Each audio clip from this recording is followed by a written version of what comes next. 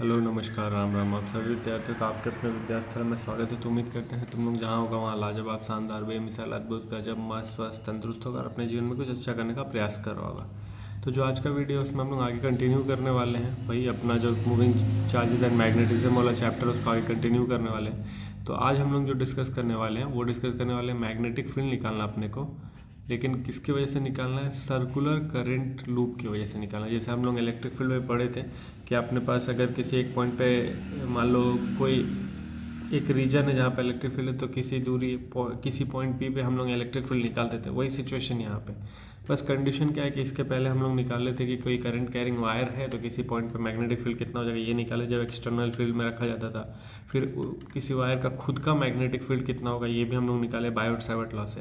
अब अपने पास ये है कि कोई सर्कुलर करंट कैरिंग लूप है तो उसके वजह से किसी पॉइंट पी पे क्या मैग्नेटिक फील्ड होगा सर्कुलर करंट कैरिंग लूप के लिए। मतलब सर्कुलर जैसे कॉइल हो गया, अगर अपने पास कॉइल है बहुत सारा तार लपेटा हुआ रखा हुआ उसमें करंट फ्लो कर रहा है तो उसके वजह से क्या मैग्नेटिक फील्ड होगा, वो तरह का सिचुएशन है। तो हम लोग को क्या कंसिडर करना, तो सबसे पहले तो एक सर्कुलर कॉइल लेना है जिसका रेडियस क्या होगा ए विथ सेंटर ओ। तो ये सब कहानी है, कहानी तो लिखना पड़ेगा। कहानी कैसे लिखेंगे, तो फिगर अगर बनाना आता है तो कहानी लिख लेंगे। तो देखो फिगर ये है अपने पास। फिगर में क्या है कि एक सर्कुलर लूप लेना है जिसका सेंटर क्या हो जाएगा ओ हो जाएगा, जिसका रेडियस यहाँ पे क्या लिया हो ए लिया हुआ। तुम लोग कुछ भी ले सकता है, आर भी ले सकता है, ठीक। उसके बाद हम लोग क्या करेंगे, जिसमें क्लॉकवाइज डायरेक्शन में, जैसे अगर इसमें देखा जाएगा तो हम बोल देंगे क्लॉकवाइज डायरेक्शन में करंट फ्लो कर रहा है, ठीक। आगे सर्कुलर डिस्टेंस और फिर किसी पॉइंट पी पे, ये पॉइंट पी पे आपने को क्या करना है, मैग्नेटिक फील्ड निकालना है। उसके बाद क्या करेंगे, now consider two small element, ये जरूरी है लिखना। अब देखो ये अपने पास सबसे पहले डायग्राम क्या मिला, ये मिला कि अपने पास एक सर्कुलर लूप हो गया, ठीक है। एक सर्कुलर लूप हो गया जिसका रेडियस क्या हो गया ए हो गया, जिसका सेंटर क्या हो गया ओ हो गया, सेंटर ओ हो गया, जिसका रेडियस ए हो गया। ये इतना हम लोग ऊपर वाले में बात लिख लिए, ठीक है। किसी पॉइंट पी पे अपने को क्या निकालना है, किसी पॉइंट पी पे अपने को मैग्नेटिक फील्ड निकालना है जो सेंटर से कितने दूरी पे है, सेंटर से एक्स दूरी पे। हम फिगर के अकॉर्डिंग नाम लिख रहे हैं, सेंटर से एक्स दूरी पे। ये हो गया पहला बार। अब क्या होगा, अब हम लोग कंसिडर करेंगे two small element D L. Now consider two small element on the coil of each length D L. ये हम लोग दो स्मॉल एलिमेंट डी लेंगे और इन दोनों को कहाँ लेना है, डायमेट्रिकली अपोजिट पॉइंट पे लेना है, जिसका नामकरण सी और डी हो जाएगा। जैसे देख लो सी पॉइंट डी पॉइंट। तो यहाँ एक स्मॉल एलिमेंट लिए हम लोग, यहाँ पे एक स्मॉल एलिमेंट लिए हैं, किसका, सर्कुलर लूप का एक स्मॉल एलिमेंट लिया गया। इस स्मॉल एलिमेंट से पहले हम लोग मैग्नेटिक फील्ड निकालेंगे। तो अगर इस स्मॉल एलिमेंट से इस पी पॉइंट पर मैग्नेटिक फील्ड निकालेंगे तो कुछ ऐसे दूरी होगा, मतलब इस पॉइंट से, मतलब इस स्मॉल एलिमेंट से इस पॉइंट का दूरी क्या हो जाएगा, तो उसको सपोज कर लिए आर। सेम कहानी यहाँ से यहाँ का भी क्या हो जाएगा, आर हो जाएगा। तो अगर अब हम मैग्नेटिक फील्ड का डायरेक्शन देखेंगे तो देख लो दोनों केस में अगर जाएंगे तो मैग्नेटिक फील्ड हम लोग कैसे निकालते हैं भाई, अगर ये करंट का डायरेक्शन है और ये मैग्नेटिक फील्ड का डायरेक्शन, तो उस हिसाब से तो करंट का डायरेक्शन है, यहाँ पे अपने पास क्या है, सर्कुलर लूप है। तो सर्कुलर लूप को हम करंट ऐसे बोल देते हैं, ये हो जाएगा मैग्नेटिक फील्ड का डायरेक्शन। तो ये अगर करंट का डायरेक्शन है तो मैग्नेटिक फील्ड का डायरेक्शन हो जाएगा। सेम कहानी लूप में ऐसे करंट जा रहा है तो मैग्नेटिक फील्ड का जो डायरेक्शन हो जाएगा, मतलब इस पॉइंट के लिए जो मैग्नेटिक फील्ड का डायरेक्शन हो जाएगा ये, और इस पॉइंट के लिए जो मैग्नेटिक फील्ड का डायरेक्शन हो जाएगा वो ये हो जाएगा। सेम कहानी यहाँ पे, यहाँ के लिए अगर बात करेंगे तो ये है मैग्नेटिक फील्ड सी की वजह से और ये है मैग्नेटिक फील्ड डी की वजह से, ठीक है। इतना पता चला। अब इन दोनों पार्टी को हम रिजॉल्व करेंगे, तो दोनों पार्टी को रिजॉल्व करने के बाद अपने को क्या मिलेगा, तो अपने को कुछ मैग्नेटिक फील्ड मिलेगा। वो मैग्नेटिक फील्ड कैसे मिलेगा, तो एक दोनों आपस में परपेंडिकुलर मैग्नेटिक फील्ड मिलेंगे अपने को, दोनों आपस में परपेंडिकुलर मैग्नेटिक फील्ड, ठीक है। ये होगा, इसका नीचे वाले का अलग कलर से बना देते हैं, एक ये मिलेगा, ठीक है। ये होगा अपने को। अगर ऐसा कुछ मैग्नेटिक फील्ड में तो ऊपर कौन सा कंपोनेंट, नीचे कौन सा कंपोनेंट, उसके बारे में बात कर लेंगे। तो जब कभी भी हम लोग देखेंगे तो सबसे पहले यहाँ अपने पास कुछ एंगल होगा, मतलब इस स्मॉल एलिमेंट डी से जिस पॉइंट पे अपने को इलेक्ट्रिक मैग्नेटिक फील्ड निकालना है वहाँ जो एंगल बन रहा है अकॉर्डिंग टू फिगर, यहाँ पे हम लोग क्या लिए, फाई। सेम कहानी यहाँ पे भी एंगल क्या हो जाएगा, फाई। अगर ये दोनों एंगल फाई है तो जो अपने पास उसका एंगल बनेगा मैग्नेटिक फील्ड का, वो भी एंगल क्या बनेगा, फाई। तो यहाँ पे भी एंगल कितना बन जाएगा, फाई, और सेम यहाँ पे भी एंगल कितना बन जाएगा, फाई। तो जब इसको रिजॉल्व करेंगे तो इधर क्या आ जाएगा, डी बी डैश, इसको बोल देते हैं कॉस फाई। ये बी डैश मैग्नेटिक फील्ड है और ये बी मैग्नेटिक फील्ड है, इधर क्या आ जाएगा, डी बी कॉस फाई, ठीक है। तो इधर क्या आ जाएगा, इधर दोनों का कॉम्पोनेंट आ जाएगा, एक आ जाएगा D V dash sine phi और एक आ जाएगा डी वी साइन फाई। ठीक है, इतना समझ आएगा। यही है फिगर अपना, मोटा मोटी यही फिगर है। ये फिगर अगर बनाना आ रहा है तो ये सारा कहानी लिखना आ रहा है। तो यहाँ तक जो बात था वो क्या था, स्मॉल एलिमेंट तक का बात था। उसके बाद ये सारा मैग्नेटिक फील्ड जो भी आएगा अपने पास उसको रिजॉल्व करके इस डायरेक्शन में हम लोग लेंगे। तो अब देखो ये दोनों जो मैग्नेटिक फील्ड है आपस में एक दूसरे को क्या कर देगा, क्योंकि हम लोग सेम एलिमेंट डी एल लिए, हम लोग सेम दूरी पे ले रहे हैं, तो ये दोनों मैग्नेटिक फील्ड कहीं ना कहीं आपस में इक्वल होगा और एक दूसरे को कैंसिल कर देगा। ठीक है, तो कुल मिला के जो डी वी कॉस फाई वाला कंपोनेंट है वो आपस में एक दूसरे को कैंसिल कर दिया। अगर वो दोनों आपस में एक दूसरे को कैंसिल कर दिया तो जो नेट मैग्नेटिक फील्ड अपने को दो डायमेट्रिकली अपोजिट पॉइंट से आ रहा है वो इसी डायरेक्शन में आ रहा है। ठीक है, इस डायरेक्शन में आ रहा है और वो इस डायरेक्शन से मैग्नेटिक फील्ड का मैग्नीट्यूड क्या हो जाएगा वो अपने को निकालना है। तो सबसे पहले अगर हम लोग सारा और भी जो चीज़ है उसको लिखने जाए तो क्या क्या लिखेंगे, तो अब क्या मिलेगा अपने को, अब देखना अपने को आर का वैल्यू, एक्स का वैल्यू, यही सब निकालना है। तो आर का वैल्यू अगर लिखने जाएंगे तो क्या मिलेगा, अंडर रूट में ए स्क्वायर एक्स स्क्वायर, कैसे, पाइथागोरस से, तो ये तो मालूम होगा। एंगल के बारे में क्या बात किया, तो एंगल क्या लिया, फाई। अब क्या बात करें हम लोग, किसको अप्लाई करेंगे, बायोट-सैवर्ट लॉ को। बायोट-सैवर्ट लॉ को अप्लाई करना है तो हम लोग को क्या लेना पड़ेगा, एक small element I d L किसी पॉइंट कहाँ पे, तो किसी पॉइंट सी पे और किसी पॉइंट डी पे, दोनों पॉइंट के लिए, क्योंकि यहाँ पे अपने पास करंट आई है, स्मॉल एलिमेंट हम लोग क्या लिया, डी एल लिया। तो इसके वजह से यहाँ पे जो मैग्नेटिक फील्ड होगा वो निकालेंगे, सेम इसके वजह से यहाँ पे जो मैग्नेटिक फील्ड वो होगा वो निकालेंगे। उसके बाद ये तो दो छोटे एलिमेंट के लिए हुआ, दोनों को अगर हम कंबाइन कर देंगे तो दो डायमेट्रिकली अपोजिट एलिमेंट के लिए अपने पास आएगा। अगर हमको पूरे सर्कल के लिए निकालना तो क्या करना पड़ेगा, पूरे सर्कल के लिए इंटीग्रेशन करना पड़ेगा, क्योंकि अभी तो हमने दो पार्ट के लिए निकाला, पूरे सर्कल के निकालने के लिए इंटीग्रेशन करना है। यही है बेसिक मेथड। ठीक है, तो अब देखो स्मॉल मैग्नेटिक फील्ड अगर निकालना है तो क्या मिलेगा अपने को, डी बी, ठीक है, magnetic field mu naught upon में 4 pi I d l sine theta upon में आर स्क्वायर, यही होता है, I d l sine theta upon में आर स्क्वायर।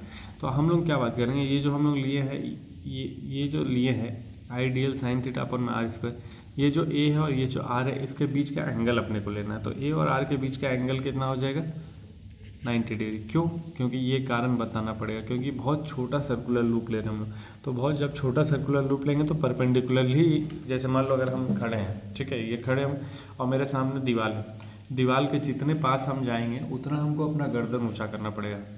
ये प्रॉपर 90 डिग्री नहीं बन रहा, लेकिन एक बात हम कहना चाहें, और दीवार से हम जितना दूर रहेंगे हमको उतना कम मतलब गर्दन अपना उठाना पड़ेगा। तो बात यही हो रहा है कि जैसे जैसे हम पास जाएंगे तो वो चीज़ अपने को बहुत बड़ा अपीयर होगा, तो इसलिए एंगल वहाँ पे 90 डिग्री बनता जाएगा। सेम कहानी यहाँ पे ये है कि जो ए है वो बहुत छोटा है एज़ कम्पेयर टू आर, तो इसलिए उन दोनों के बीच में एंगल लगभग कितने का मान लेंगे हम, 90 डिग्री का। जब 90 डिग्री का मान लेंगे तो जो डी बी यहाँ निकल के आएगा, मतलब जो अपने पास मैग्नेटिक फील्ड निकल के आएगा किसी एक पॉइंट के लिए, वो एक पॉइंट कौन सा, सी पॉइंट के लिए, वो कितना आ जाएगा, म्यू नॉट अपन में 4 pi I d l r, r square की जगह पे क्या लिखें, a square plus x square, जो यहाँ पर हम लोग वैल्यू निकाल लेते हैं। सेम इसी तरीके से डी पॉइंट के लिए भी हम लोग मैग्नेटिक फील्ड निकालेंगे। तो डी पॉइंट के लिए मैग्नेटिक फील्ड क्या निकल के आएगा, ये निकल के आएगा, देखो वही लिखा है, D B in the plane perpendicular, the direction of D B is in the plane perpendicular to D L and R and is director is given by the right hand screw rule acting along. मतलब कुल मिला के यहाँ पे direction बताया, direction क्या हो जाएगा मैग्नेटिक फील्ड का, तो डायरेक्शन हो गया P perpendicular to C P. Similarly फिर हम लोग डी एल एलिमेंट के लिए मैग्नेटिक फील्ड निकालेंगे, तो डी पॉइंट के लिए मैग्नेटिक फील्ड का फॉर्मूला ये हो जाएगा, सेम अपने पास रिजल्ट कुछ ऐसा आएगा। तो देखो दोनों रिजल्ट में कुछ फर्क है क्या, देखो म्यू नॉट अपॉन में 4 pi I d l a square x square, mu naught 4 pi I d l a square x. क्यों फर्क नहीं है दोनों में, क्योंकि भाई सेम सर्कुलर लूप पे सेम एलिमेंट हम कंसिडर करें तो मैग्नेटिक फील्ड अलग अलग कैसे आएगा, मैग्नेटिक फील्ड तो सेम ही आना है, बस हम उसको अलग अलग बताने के लिए क्या लिख दिए, अलग अलग सिम्बलाइज कर दिए, एक को डी बी बोल दिए, एक को डी बी डैश बोल दिए। तो हम लोग को दो अब डायमेट्रिकली अपोजिट पॉइंट से जो मैग्नेटिक फील्ड मिला है किसी पॉइंट पी पे वो सेम मिला, ठीक है, और जो डी बी कॉस फाई वाला पार्टी था वो कैंसिल हो जाएगा, तो ये अपने को साइन फाई वाला पार्टी मिल रहा है। समझ आ रहा है हम क्या बोलना चाह रहे हैं, अभी तो हम केवल मैग्नेटिक फील्ड निकाले, साइन फाई नहीं लगाए अभी हम लोग केवल अभी मैग्नेटिक फील्ड निकाले। उसके बाद ये दोनों का कंबाइन करेंगे तो दोनों डायमेट्रिकली अपोजिट से मिल जाएगा अपने को ये वाला, दोनों डायमेट्रिकली अपोजिट से अगर हम निकालने जाएंगे तो D B is equals to D B dash is equals to ये, मतलब दोनों आपस में। तो कह रहे हैं कि since the component of the magnetic field along P Y and P Y dash are equal and opposite they cancel each other and the component acting along P X in the same direction they added up. वही बात हो रहा है कि जो ऊपर नीचे वाला कंपोनेंट था वो दोनों कैंसिल हो जाएगा और जो सेम डायरेक्शन वाला कंपोनेंट है वो ऐड हो जाएगा। तो ऐड हो जाएगा तो मतलब इसको ऐड करना है D B plus D B dash, तो हम लोग जो निकालेंगे वो क्या निकल के आ रहा है, जैसे ये पूरा एक सर्कुलर लूप है अपने पास, इस सर्कुलर लूप के लिए हमको एक पॉइंट पे मैग्नेटिक फील्ड मिल गया कितना, dB। इस पॉइंट को हम मैग्नेटिक फील्ड बोले हैं dB डैश। दोनों का जो मैग्नीट्यूड आ रहा है वो लगभग सेम आ रहा है, लगभग क्या सेम ही है, म्यू नॉट आई dl अपॉन में 4 पाई फिर a square plus x square, यही सेम कॉपी पेस्ट यहाँ है। तो अगर हमको ये छोटा सा मैग्नेटिक फील्ड मालूम है इस पॉइंट पे, या फिर ये छोटा सा मैग्नेटिक फील्ड मालूम है और पूरे लूप के लिए निकालना है, तो क्या हम इसको यहाँ से यहाँ तक इंटीग्रेट कर दें क्या? और इंटीग्रेट करने का मतलब क्या, किसके लिए इंटीग्रेट कर रहे हैं, सर्कल के लिए। सर्कल का लिमिट कहाँ से कहाँ तक जाएगा, 0 से लेके रेडियस क्या लिए a लिया, तो वही जाएगा उसका लिमिट। कि अगर हमको पूरा इंटीग्रेट करना है तो भाई क्या करना, हम पूरे लूप में घूम रहे हैं। लूप में घूमने का मतलब ये उसका सरकमफेरेंस है, और सरकमफेरेंस कहने का मतलब 2 पाई r होता, तो यहाँ हम लोग क्या लेंगे 2 पाई a। अगर यहाँ से यहाँ जाते हैं तो हम लेते 0 से a, लेकिन हम यहाँ से यहाँ जा रहे हैं तो हम लेंगे 0 से 2 पाई a। समझ आ रहा लिमिट। अब क्या क्या कहानी हो जाएगा, तो कहानी ये हो जाएगा कि यहाँ तक हम लोग देख लिए कि ऐड हो जाएगा। Same rule is true for all diametrically opposite pair. तो जितना डायमेट्रिकली अपोजिट पेयर रहेगा सबके लिए अपने को रिजल्ट सेम मिलेगा। तो अब हम क्या करेंगे, सीधा सीधा पूरे सर्कुलर कॉइल के लिए निकालेंगे। और सर्कुलर कॉइल के लिए निकालने के लिए हमको क्या करना पड़ेगा, तो साइन फाई वाला कॉम्पोनेंट लेना पड़ेगा। बात समझ आए, मतलब अपने को मैग्नेटिक फील्ड तो निकलेगा dB, लेकिन सबका कौन सा कॉम्पोनेंट लेना पड़ेगा, साइन फाई वाला। तो इसलिए यहाँ पे क्या लगाएंगे, dB साइन फाई का इंटीग्रेशन।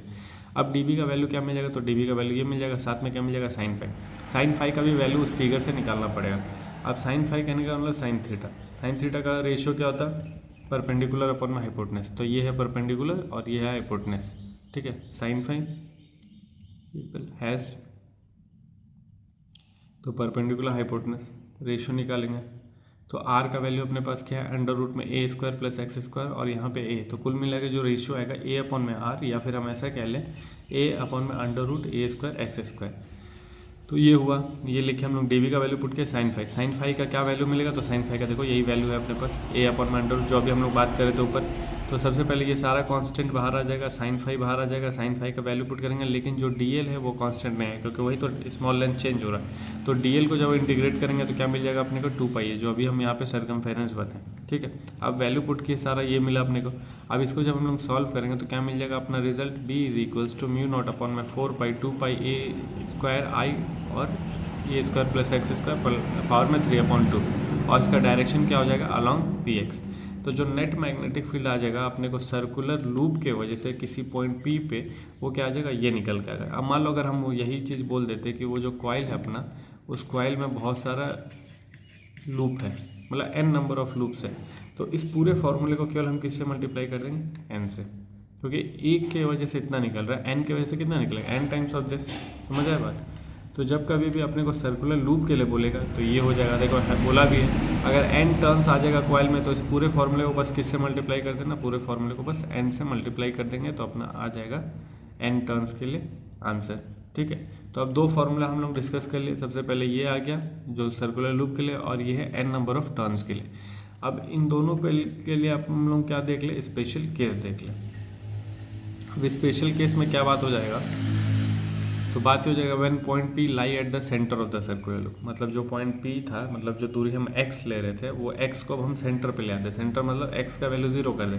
तो इस फॉर्मूले में x है अपने पास, x का वैल्यू क्या कर देना, 0 कर देना है। तो x का वैल्यू जब 0 कर देंगे तो क्या निकल के आ जाएगा, तो देखा जाए x का वैल्यू 0 करने पे जो अपने पास फॉर्मूला निकल के आ जाएगा वो निकल के आ जाएगा म्यू नॉट, पेन ले लेते हैं, क्या निकल के आएगा, तो म्यू नॉट आई अपॉन में 2a, ठीक है। ये फॉर्मूला निकल के आ जाएगा मैग्नेटिक फील्ड का कब, एट सेंटर।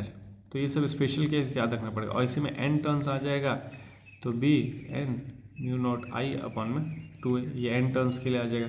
उसका दूसरा special case when a point lie on the axis of coil at a distance equal to the radius of the coil.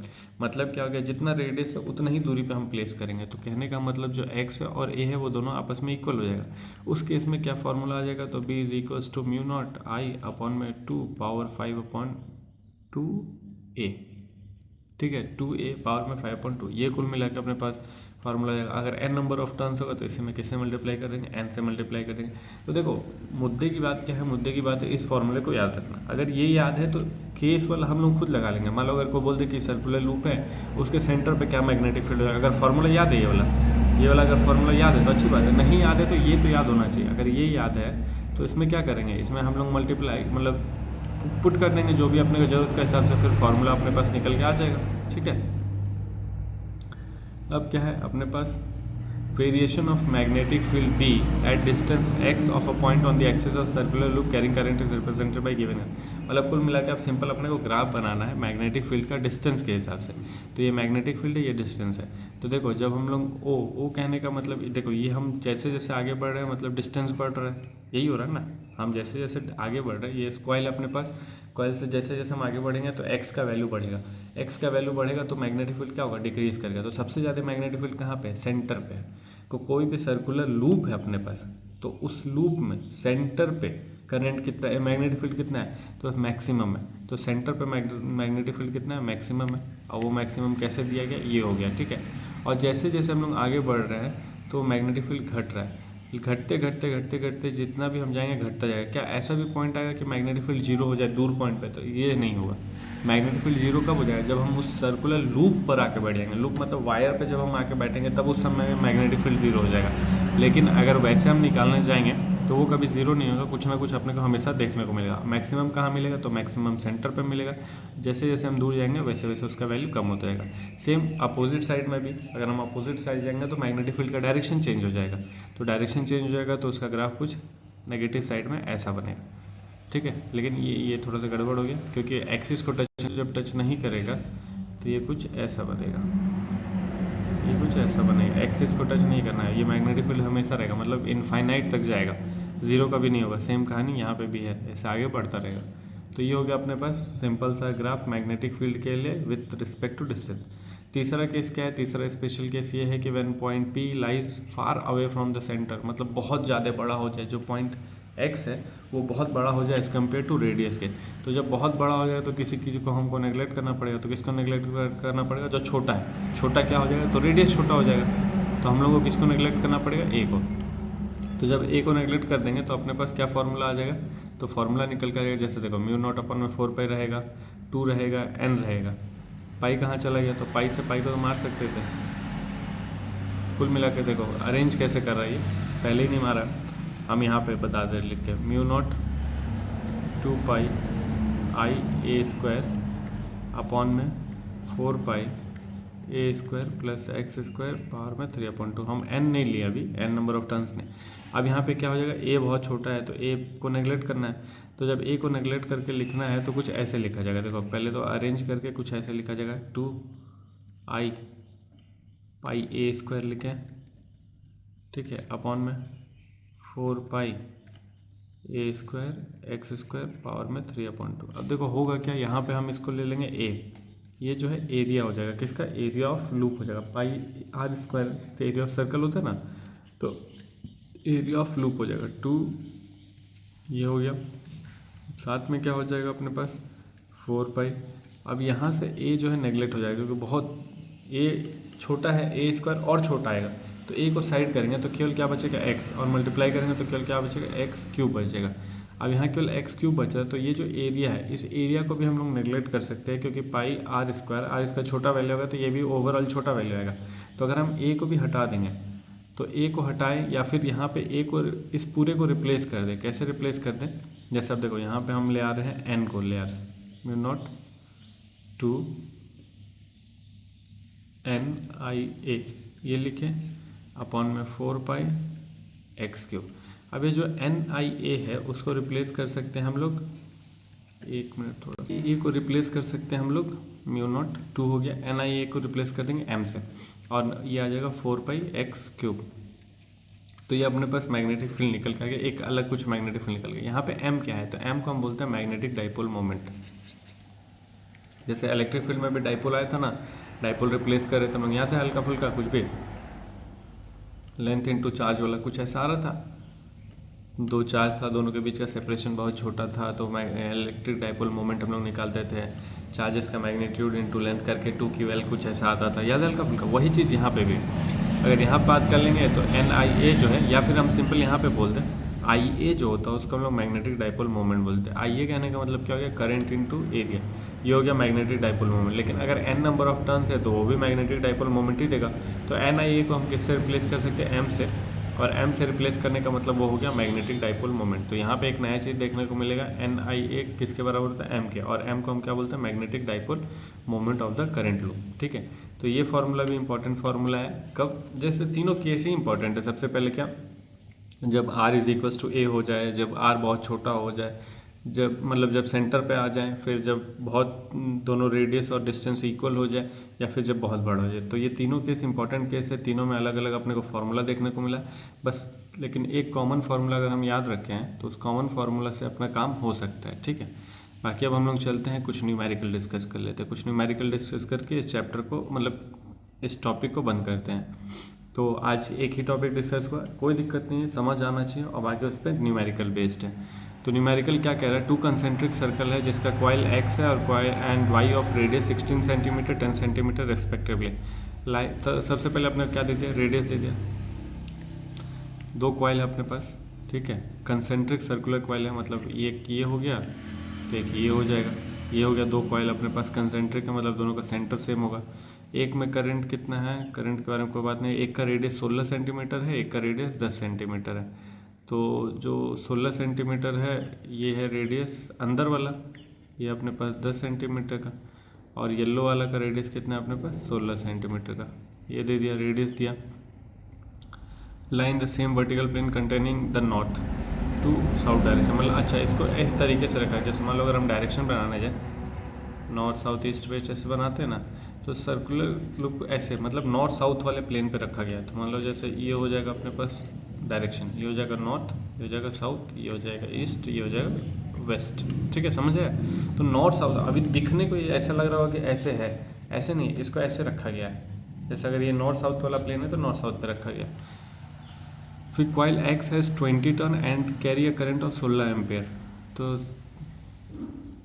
X बाहर वाला है, क्योंकि एक्स वाला जो 16 सेंटीमीटर का है ये एक्स है अपने पास, और अंदर वाला वाई है, ठीक है।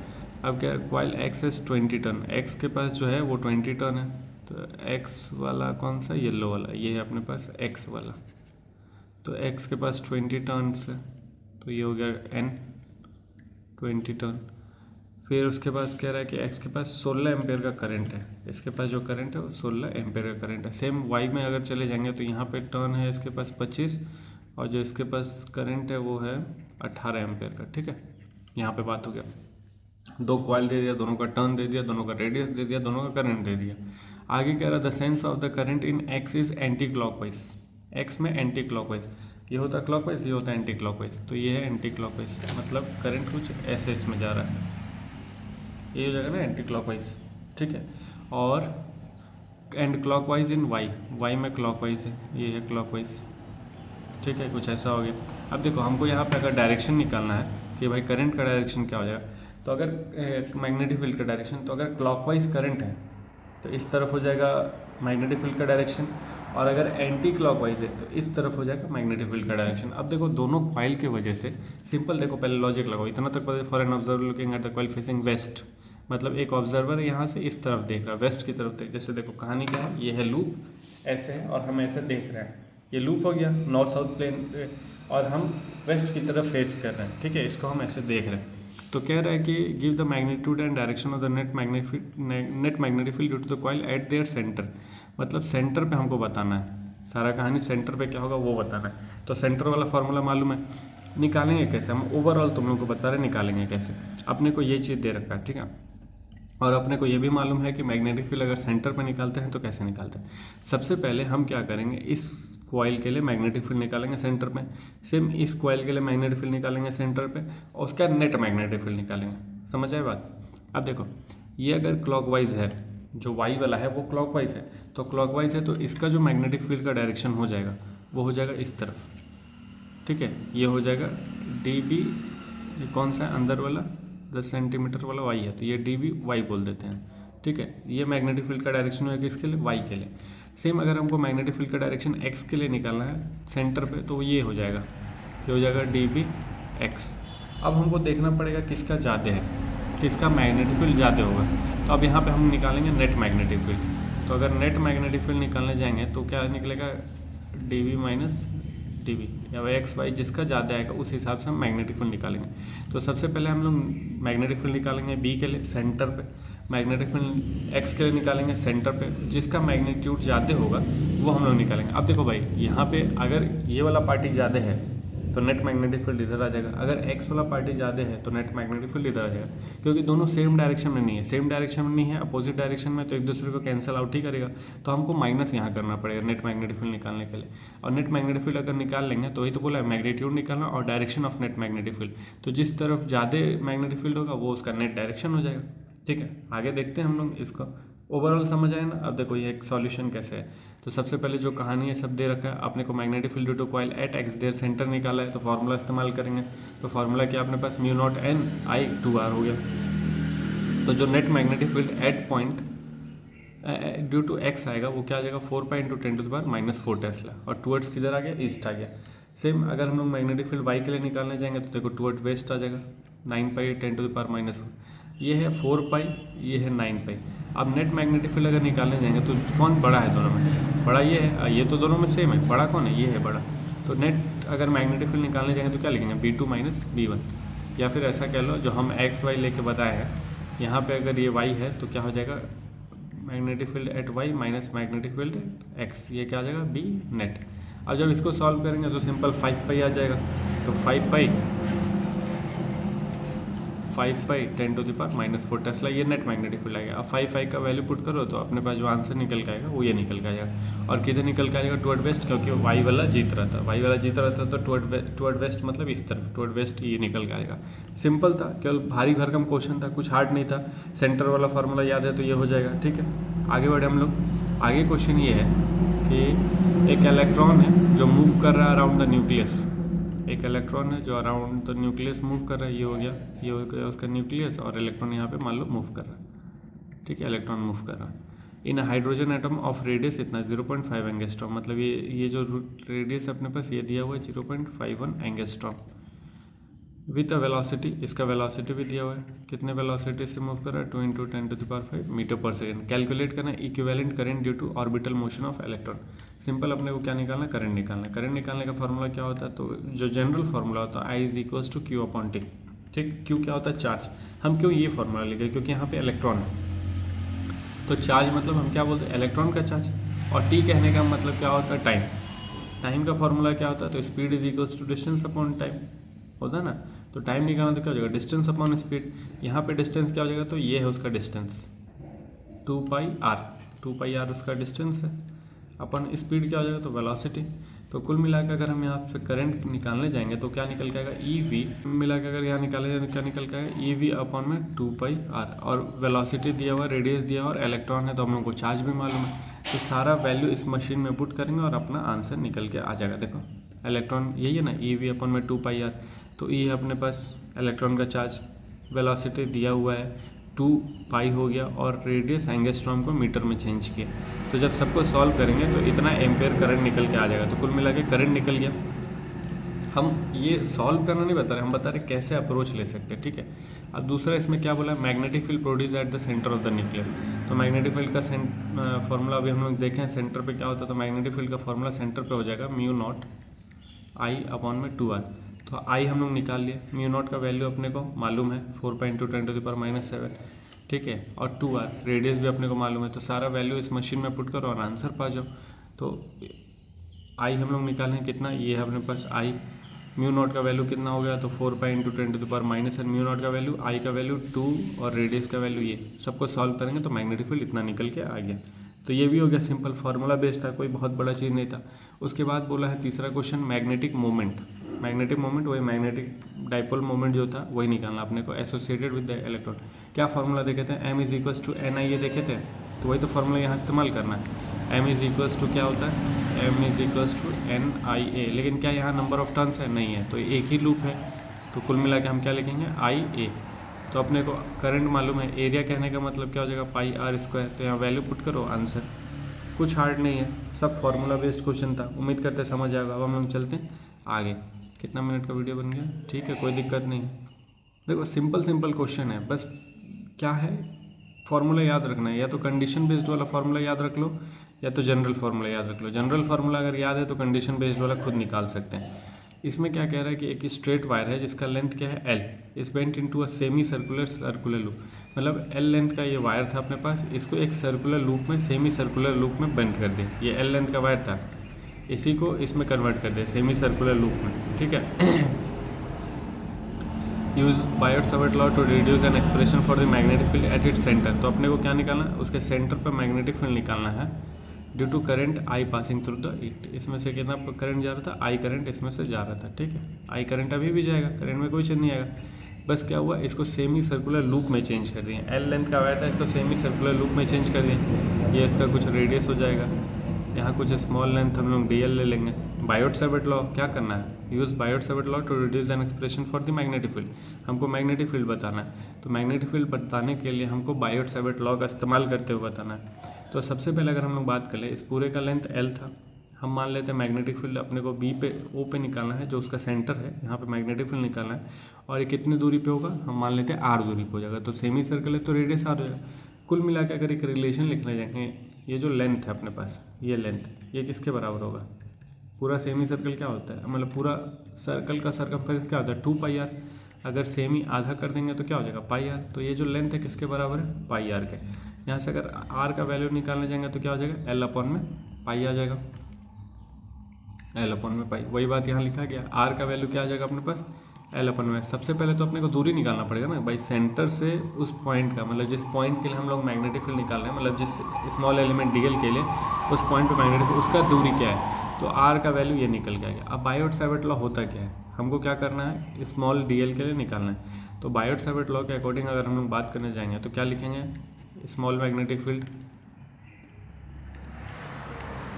तो क्या लिखेंगे भाई, लिखेंगे जो मैग्नेटिक फील्ड होगा ये स्मॉल लेंथ डी एल के लिए वो क्या हो जाएगा, तो म्यू नॉट अपॉन में 4 pi I d L upon में आर स्क्वायर दूरी और साइन थीटा।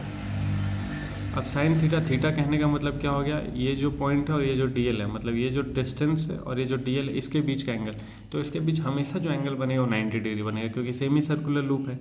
या सर्कुलर लूप होता तो रेडियस और किसी एक पॉइंट पे हमको अगर एंगल निकालना तो हमेशा कितना बनेगा, यहाँ पे हमेशा 90 डिग्री बनेगा, ठीक है। तो हमेशा जब 90 डिग्री बनेगा तो थीटा का वैल्यू कुल मिला के क्या मिलेगा अपने को, 90 डिग्री, मतलब कुल मिला के ये वैल्यू क्या मिलेगा 1।